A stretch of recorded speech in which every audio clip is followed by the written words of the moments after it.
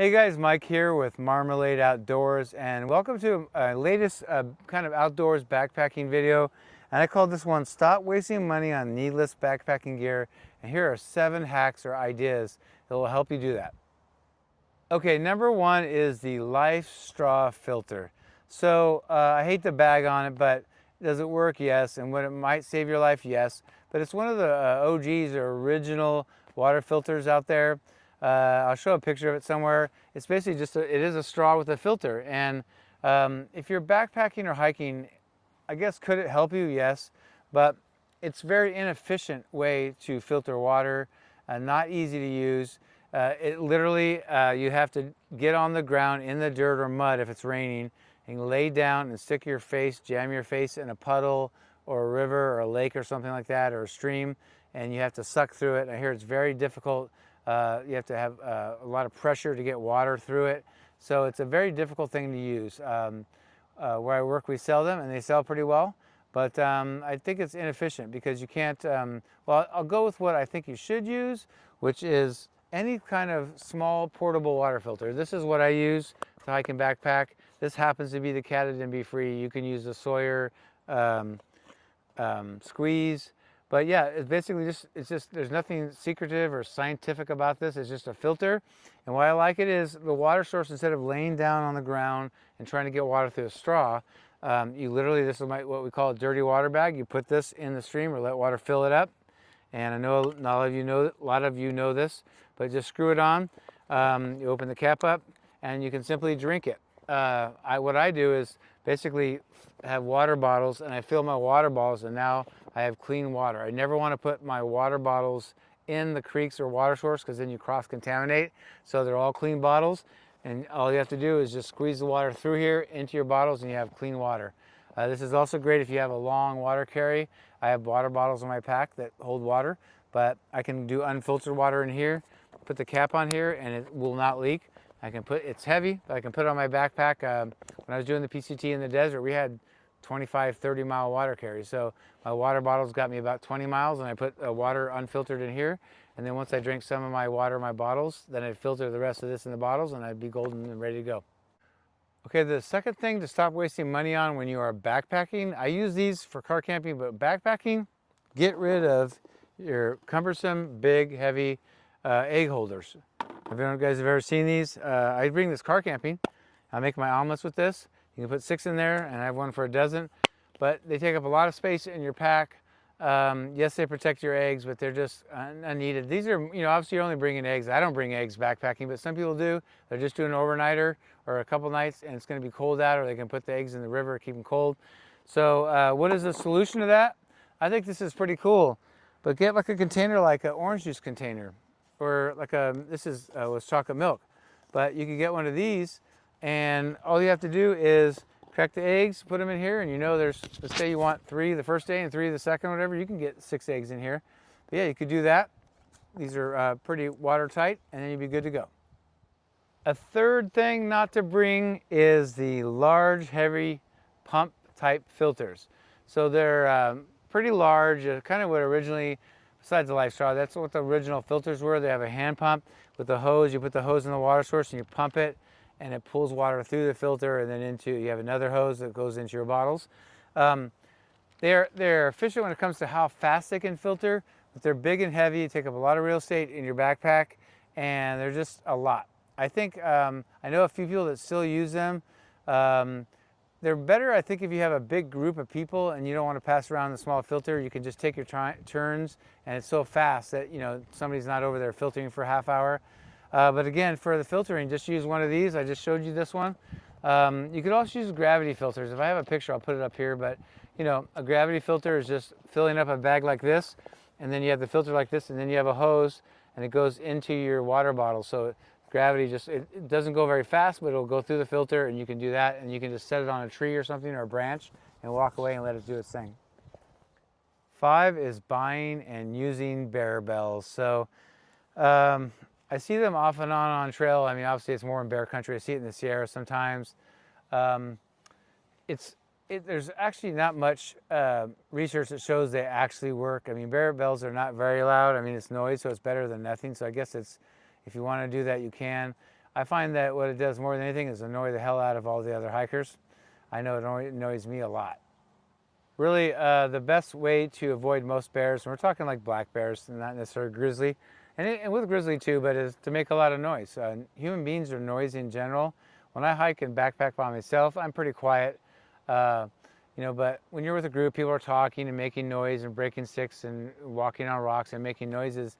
And what we did on PCT, you ever get in areas that look like bear activity, or maybe saw a bear scat or footprints, or you see evidence of bears? We just start talking loud, hey bear, and you just say it like that. You can say whatever you want. You can sing. Some people sing, but just being loud, not like obnoxious loud, because remember, you're affecting other people's hike. But usually if it's a known area for bears, or you think it is, or you're seeing signs, it's good just to be noisy, and just normal human noise generally will be enough to scare most bears away. And lastly, with bears, I saw, I want to say about between 6 and 8 or something on the PCT on my hike that I did to complete that trail. And I saw them all, you go from California, you hike the full length of California, Oregon, or Washington, if you don't know. And I saw all mine in Washington. And although we're talking about making enough noise and having bears, and they make that loud horn we sell them at the store, that's a high-pitched sound, air horn.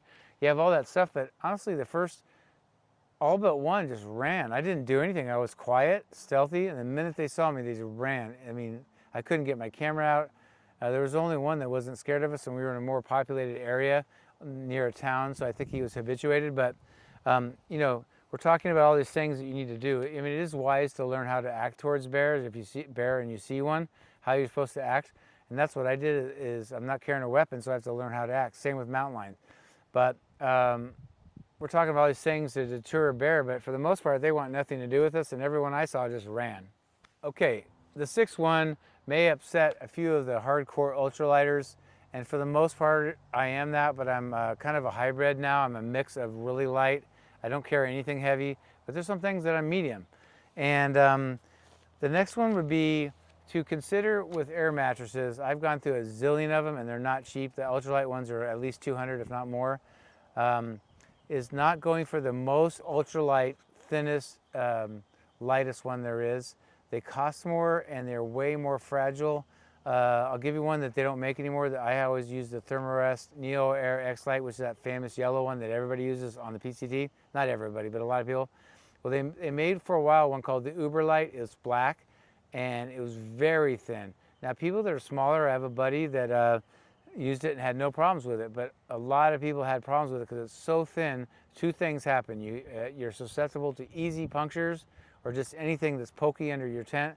And then the other thing is it doesn't have much R value. Part of what makes an air mattress tougher and warmer, which R value is the warmth rating, is that, that it has a heavier denier, so it's thicker and tougher. That's the plastic material. And inside there's layers of metallic material. It's not, but you could kind of picture like tinfoil. That's what it looks like. And the point of it is when you're laying on your air mattress and you create heat, it goes to these layers and reflects back to you, so you don't lose your heat. When it's cold, if you have the Uber Light, there's not much R value in there, man. You're losing all your heat, or if the ground's cold, it's sucking your heat out. So, yeah, just be wise. I guess what I'm getting at is I have a Nemo. I'm using the all-weather one. It's gray and red. I've showed it a little bit. My old Neo Air X-Lite, the yellow one, was 1 pound. I have a standard length and wide. I have the standard length and wide. Oh, also the Thermarest was mummy shaped, so rounded. I now have the rectangle, so I have more surface area to lay on, especially being a big guy. I like this. This is Dave. I'm giving you credit for giving me a suggestion for that. But I incurred, instead of 16 ounces, I have 19 ounces. So for 3 ounces, I have more surface area. I have a higher R value, which means in colder temperatures, I'll be warmer and more cozy. It's more durable and thicker, so I have a better shot of it not popping. I was just thinking that how I made up for those 3 ounces that I gained on the air mattress. I had been long overdue to go through my first aid kit. It's in a Ziploc bag. I don't have a ton, but I had some stuff I've never used, and I always preach, if you haven't used it, get rid of it. So I actually got 3 ounces, if not more, out of my first aid kit, so I made up for the extra weight on the air mattress. All right, the 7th one is don't carry, or you don't need to carry, the heavy, thick plastic Nalgene bottles, or even these double walled kind like this. This is keeping my water cold for days when I put ice in there, but it's very heavy. The theory is, you want to carry, water is heavy enough as it is, but you don't want to carry the container too if you don't have to. There are instances where Nalgene works. Like if you live in the East Coast, places where it's cold, some people will boil water, put them in the Nalgene. If you put them in a different kind of bottle, it'll melt the plastic. But you can put them in Nalgene, put them in with you, and it'll keep you warm for about half the night or more in your sleeping bag. But just go with the simple, this happens to be Smart Water, but go with the plastic bottle. This is 1.5 liters. It's not that expensive, not that expensive to replace if you lose it or damage it or it gets too funky. And this weighs like, I don't even know, ½ ounce. So when you're carrying your water, you're not carrying the container too. Okay, so in closing, we have all made lots of, if you've been doing this a while, we've all made lots of purchases of things that didn't work out or we didn't like. It's like that in life with everything, right? Or just didn't work for us particularly. That's normal. It's almost like a rite of passage. You almost have to do that before you kind of learn what works for you. That's like if everything was the same for everybody, we'd only have one kind of shoes, one tent, one sleeping bag, right? But we're all different. When I first learned the first 2 years of my backpacking here, I happened to live in San Diego near the start of the PCT. That's where I cut my teeth and learned. I had weekends off then. I would just use every weekend to go on backpacking trips and try everything I could and just try things out and did things different ways and brought more gear, less gear. And I did that, I tweaked that all on those shorter trips. So make sure you can do that. I know some of you live in places where it's winter in the winter. In our winter, it gets cold and maybe a little rain, but like I said, it's actually nicer in the desert in the winter. But that's one way to do it, is just practice and explore with different kinds of ideas and see what works for you. Well, I hope this gives you some ideas and helps you maybe not waste some money here and there. We all do it. I still go out and try new things. I've ordered some new stuff that's coming now that I'll show you soon, and I don't know if it will or will not work, but it's fun to try things. For the most part, I'm not a switcher. I don't like to get a different tents and different gear. For the most part, I like to get what I like, and once I know it works and it's tried and true, I don't switch. I will try maybe an upgraded or a better version of something I have, but besides that, I kind of stick with what I have. So thanks for watching. I hope you appreciate that and enjoyed it. If you haven't already, please consider subscribing. It's free, no cost to you, and just do it. It really helps the channel. Definitely hit the like button. That's free also. That helps to get out to more people so I get more views. And hit the notification bell up here if you want to see more videos like this. I know there's more, so list them down there if you want. It'll help others who read the comments.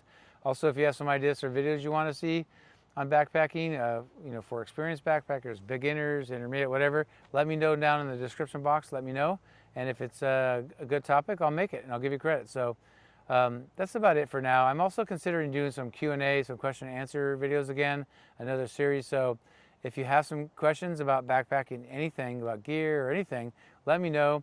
List them down there. I'll give you credit when I do a series of Q&As, and I'll give you credits, like I said. So that's it. We'll see you down the trail. Bye.